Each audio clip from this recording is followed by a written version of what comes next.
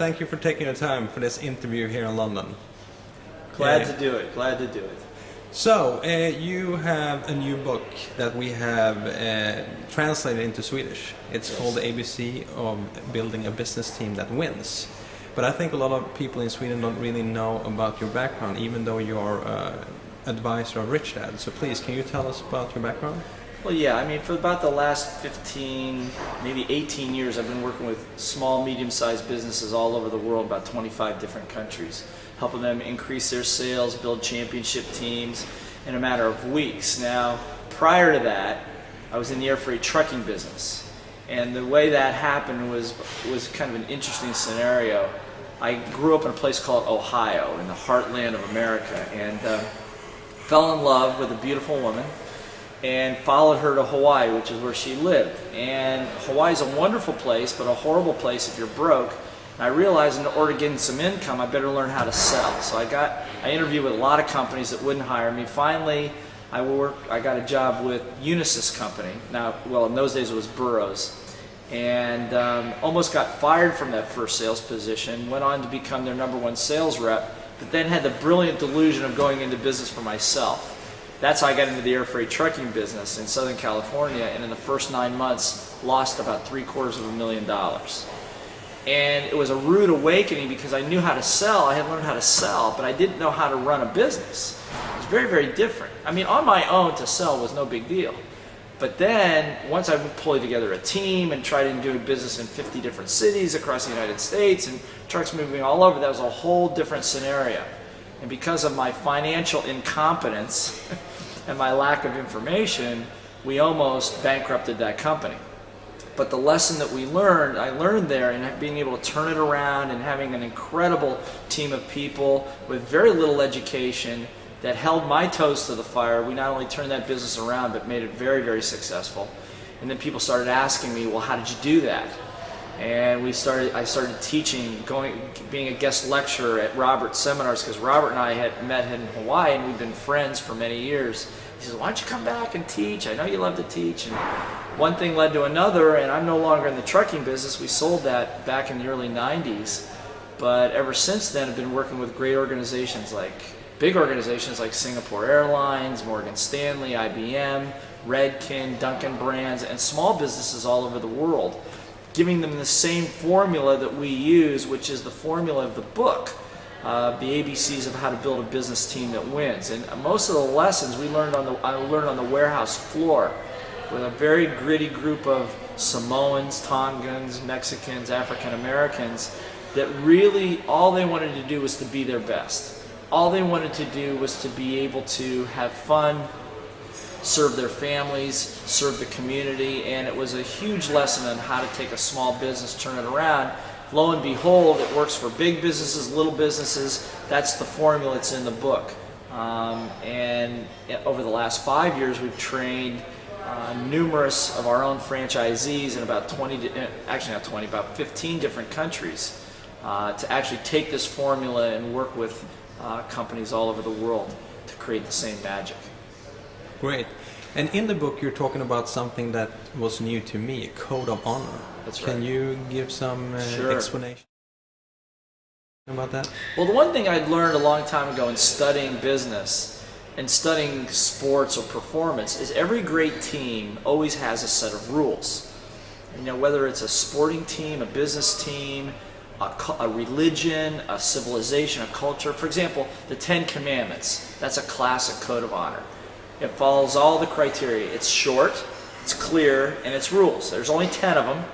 Everybody knows what they are, and they're not values. It's not like we agree to be a team. That's not a rule, that's a value. But when you say, thou shalt not kill, thou shalt not covet thy neighbor's possessions, or whatever, those are very, very clear rules.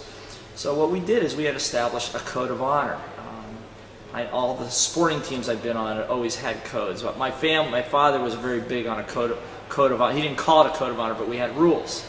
And the reason that's important is because people come together in a business to make money or to do whatever, but everybody's got their own set of rules and their own agenda. And in the absence of rules, people will make up or use their own rules, which aren't bad, but when you're trying to get one thing done over here, it creates chaos. And the reason most businesses cannot grow is because they can't enforce a common set of performance standards between more than about 3 or 4 people, because then it gets too complicated.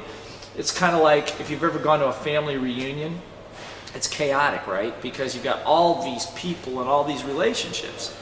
But individually, if you deal with any of your siblings one-on-one, it's not too bad, right? Same thing happens in a business. That's why you have to have a code of honor and a set of rules. That little trucking business that almost went down, I was going to close it, but it was my team that forced me to play by the rules we had set up, like never abandon a teammate in need, be on time. If you've got a problem, you've got to go direct, can't go behind people's backs. Everybody on the team's got to sell. So these are rules that then, the difference between normal rules and a code, because people say, well, we've got rules. I go, yeah, I know. Enron and Arthur Andersen and the Federal Reserve used to have rules too.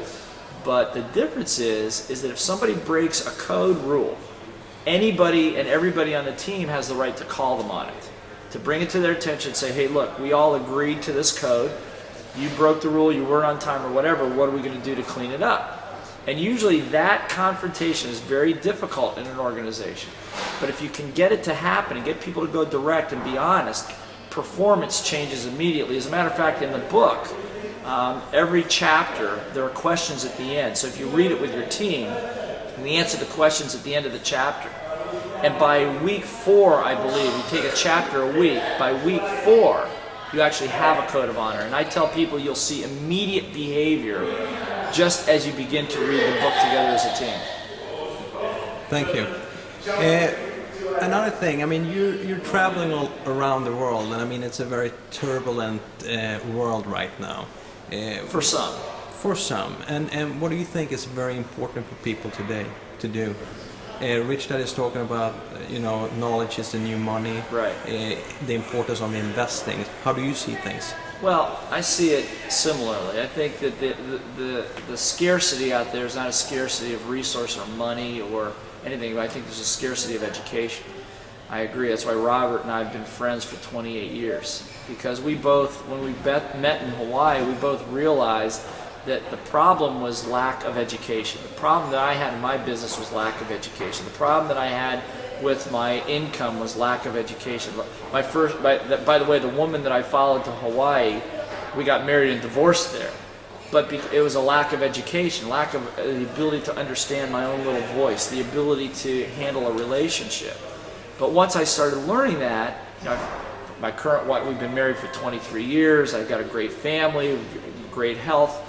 So I think that the most important thing right now is for people to get educated, but not just about business, but about yourself, about how to win the war between your ears, which I call as your little voice. Because I will tell you that public enemy number 1 is you, is what's going on between your ears. So the best investment a person can make is learning about themselves, working on themselves, getting good coaches, good teachers. They can teach you how to get beyond some of your personal limitations, beyond some of your fears, to instill a level 10 confidence level so that you can have a dream. See, I think everybody's got a dream, and I think when it's chaotic out there is the easiest time to exercise your dream. Why? Because everybody's distracted, everybody's in panic mode. If you're the person that's focused, people are looking for people that can give them certainty. They can give them direction and focus. And you say, look, here's my idea, here's what I want to do, I'm looking for a team of people who want to help me with this. People will say, sign me up, because at least somebody's going to give them direction. So I think that right now the most important thing you can do is work on yourself, to learn about finance, learn about money, but to also learn mostly about what's going on between your ears. Thank you. Maybe as news to the viewers, we are publishing also another book by you, and that's called Little Boys Master. That's right. Can you tell us about that? Because Sure. That's your your own project, something that you're out talking to people about now. That's right. Yeah, Little Voice Mastery is about winning the war between your ears in 30 seconds or less.